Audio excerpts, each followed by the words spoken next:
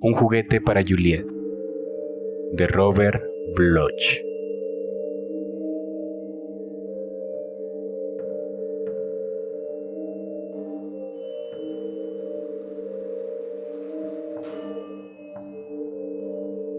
Juliet entró en su dormitorio, sonriendo. Y 1.000.000 de Juliets le devolvieron la sonrisa, porque todas las paredes estaban cubiertas con espejos y el techo estaba formado por paneles empotrados que reflejaban su imagen. Por todos lados donde mirara podía ver los rubios rizos que enmarcaban unos rasgos llenos de sensibilidad. Pero Juliet no se sonreía a sí misma.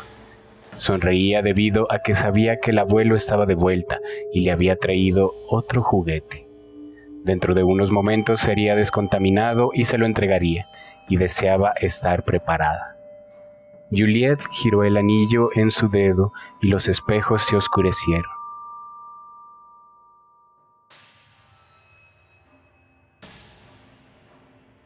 Otro giro oscurecería enteramente la habitación.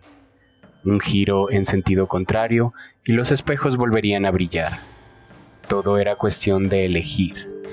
Pero ese era el secreto de la vida, elegir por el puro placer de hacerlo. ¿Y qué le complacía hacer esta noche? Juliet avanzó hacia uno de los paneles de espejo y pasó su mano ante él. El cristal se deslizó hacia un lado, revelando una hornacina tras él, una abertura en forma de ataúd excavada en la roca sólida, como el dispositivo situado a su altura correspondiente. Vaciló un momento. No había jugado a ese juego desde hacía años.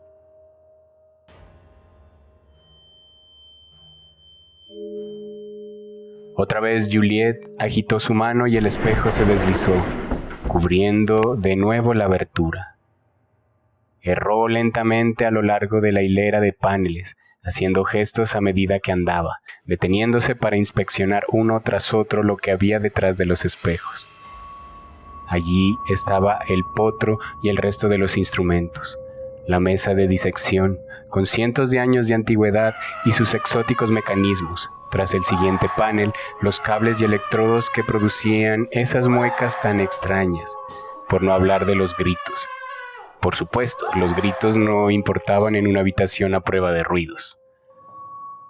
Se dirigió hacia la pared lateral y agitó de nuevo su mano. El obediente cristal se deslizó a un lado y se quedó contemplando un juguete que casi había olvidado. Era una de las primeras cosas que el abuelo le había traído. Y era muy vieja, parecida a la caja de una momia. ¿Cómo la había llamado? Sí, la doncella de hierro de Nuremberg.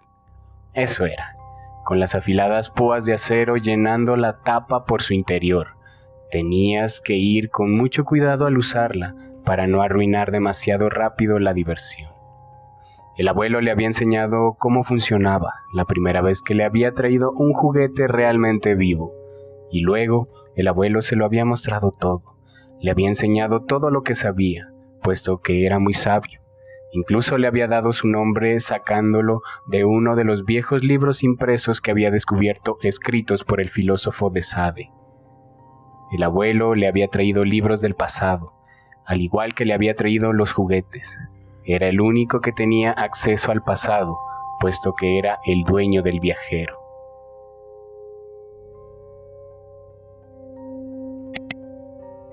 El viajero era un mecanismo muy ingenioso, capaz de alcanzar las frecuencias vibratorias que lo liberaban de los lazos del tiempo.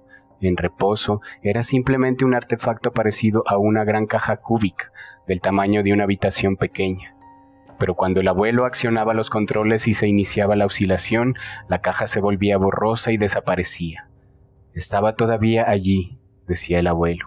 Al menos la matriz permanecía allí, como un punto fijo en el espacio y en el tiempo. Pero cualquier cosa o cualquier persona que estuvieran dentro del cubo podían moverse libremente por el pasado. Por supuesto, eran invisibles cuando llegaban allí, pero en realidad eso constituía una ventaja, particularmente cuando se quería encontrar cosas y traerlas. El abuelo había traído algunos objetos realmente interesantes desde lugares casi míticos: la gran biblioteca de Alejandría, la pirámide de Keops, el Kremlin, el Vaticano, Fort Knox, todos los lugares donde estaban almacenados los tesoros y el conocimiento que había existido hacía miles de años. Le gustaba ir a esa parte del pasado, el periodo antes de las guerras termonucleares, y coleccionar cosas. Naturalmente, los libros, las joyas y los metales no tenían utilidad, excepto para un anticuario. Pero el abuelo era un romántico y le gustaban los viejos tiempos. Era extraño pensar en él como en el dueño del viajero, pero por supuesto él no había sido su creador. El padre de Juliet era quien lo había construido realmente, y el abuelo tomó posesión de él después de que su padre muriera. Juliet sospechaba que el abuelo había matado a su padre y a su madre cuando ella era todavía un bebé, pero nunca había podido estar segura de ello. Tampoco importaba. El abuelo era siempre muy bueno con ella y además pronto iba a morirse, y entonces ella sería la dueña del viajero. Acostumbraban a bromear frecuentemente sobre ello.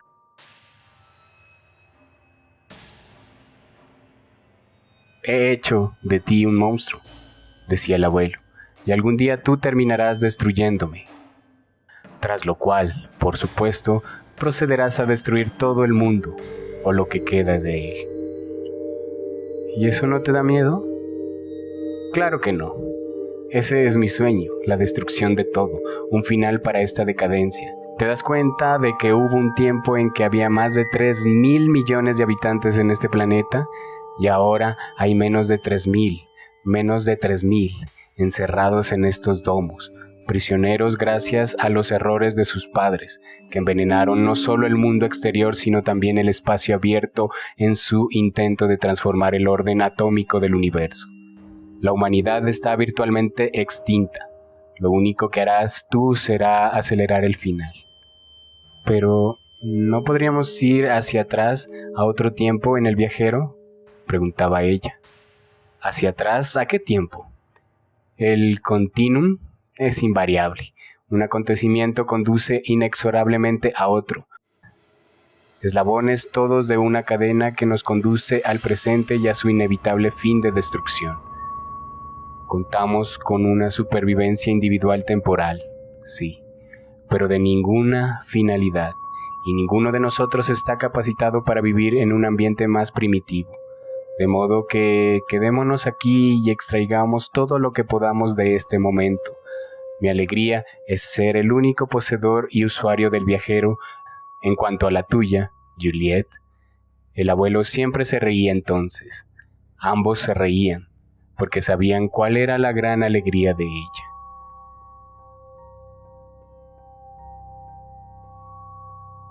Juliet mató su primer juguete cuando tenía 11 años. El abuelo se lo había traído como un regalo especial de algún lugar del pasado, pero el obsequio no quería cooperar y ella perdió la calma y lo golpeó con una barra de acero. De modo que el abuelo le trajo otro juguete un poco mayor y este cooperó estupendamente, pero al final ella se cansó y un día también se deshizo de él. Por supuesto, el abuelo se enteró. Fue entonces cuando la bautizó Juliet, y a partir de entonces le trajo muchos juguetes que ella guardaba detrás de los espejos en su dormitorio. Siendo invisible, podía encontrarle casi cualquier cosa en sus viajes. Todo lo que tenía que hacer era utilizar un aturdidor y transportarlos de vuelta. Por supuesto, cada juguete tenía que ser descontaminado muy cuidadosamente. El pasado pululaba de extraños microorganismos. Pero una vez los juguetes se habían vuelto adecuadamente antisépticos, eran entregados. Siempre era delicioso ese momento de anticipación antes de que llegara uno nuevo. ¿Cómo sería? ¿Sería joven o viejo, salvaje o domesticado? Los había tenido de todo tipo y cada posible combinación. A veces los mantenía vivos durante días antes de cansarse de ellos. En otras ocasiones deseaba que todo ocurriera muy rápidamente. Esta noche, por ejemplo, sabía que se sentiría apaciguada tan solo por la acción más directa. Una vez se hubo dado cuenta de esto, Juliet dejó de jugar con sus paneles de espejos y se dirigió directamente donde guardaba el cuchillo. Sí, aún seguía allí. Ahora sabía lo que iba a hacer. Llevaría el juguete con ella a la cama y luego, precisamente en el momento adecuado, combinaría sus dos grandes alegrías. Se estremeció de anticipación, luego de impaciencia. ¿Qué clase de juguete sería? Recordó aquel otro, suave y frío, Benjamin Bathurst, un diplomático inglés del tiempo en que el abuelo llamaba las guerras napoleónicas, y luego a la aviadora norteamericana, de un poco después en el pasado, y también uno de los regalos más especiales, toda la tripulación de un velero llamado María Celeste. Le habían durado semanas. Sorprendentemente, en ocasiones había llegado incluso a leer cosas sobre sus juguetes después, porque cuando el abuelo se acercaba a ellos con su aturdidor y los traía, desaparecían para siempre del pasado. Y si de alguna forma eran conocidos o importantes en su tiempo, tales desapariciones eran notadas. Así, algunos de los libros relacionaban misteriosas desapariciones que ocurrían de tanto en tanto y que, por supuesto, nunca eran explicadas. Juliet palmeó la almohada, ahuecándola, y volvió a dejarla en su sitio, deslizando debajo el cuchillo. Ya no podía esperar más. ¿Qué era lo que lo estaba entreteniendo? ¿Por qué no llegaba aún su juguete? De pronto, la voz de su abuelo le llegó desde el altavoz. Querida, te envío una pequeña sorpresa. Eso era lo que decía siempre. Formaba parte del juego. Juliet soltó el manto del comunicador. Me muero de la curiosidad, dijo. Dime cómo es. Es un inglés de la época victoriana, muy formal y educado, por lo que parece. Joven, guapo, aceptable. El abuelo dejó escapar una risita. ¿Quién es? ¿Alguien de los libros? Ignoro su nombre. No encontramos identificación durante la descontaminación, pero por sus ropas y modales y el pequeño maletín negro que llevaba cuando lo descubrí a primeras horas de esta madrugada, calculo que debe ser un médico regresando de alguna llamada de urgencia. Juliet sabía lo que eran los médicos por sus lecturas, por supuesto, como sabía lo que significaba victoriano. De algún modo, la combinación parecía correcta. ¿Formal y educado?, rió ella.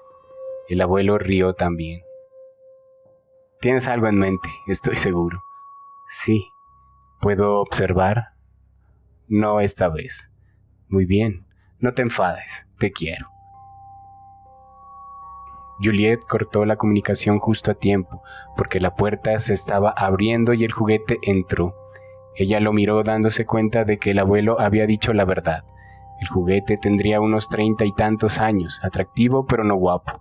No podía serlo, enfundado en aquel traje oscuro y con aquellas ridículas patillas. Había algo casi deprimentemente refinado en él.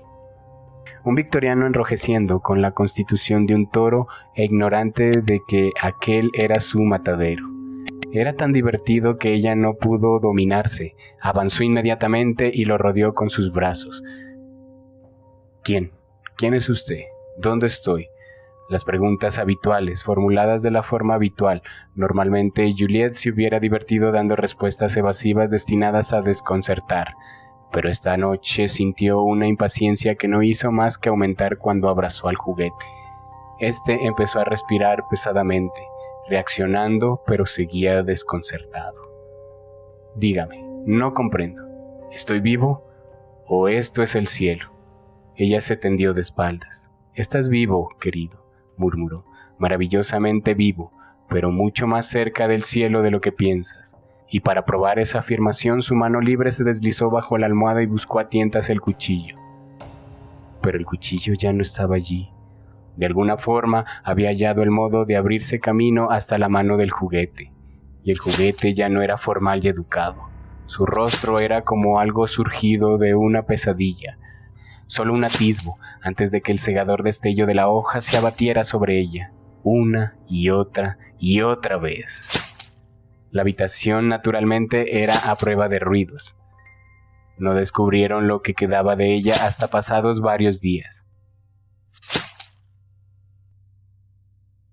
Allá en Londres, tras el último y misterioso crimen cometido a primeras horas de la madrugada, jamás se encontró a Jack el Destripador.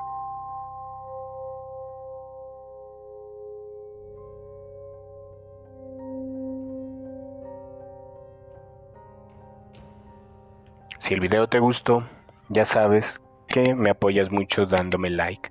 Si quieres escuchar más historias así y contenido relacionado al terror y lo paranormal, suscríbete al canal de La Caja Paranormal. Sígueme en mis redes sociales. Los links te los dejo abajo en la descripción. También, si quieres leer historias de terror escritas por mí, te invito a que sigas el enlace a Amazon Kindle, donde puedes comprar mi ebook Relatos cortos de terror y fantasía.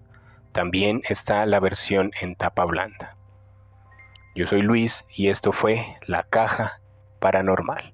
Hasta la próxima.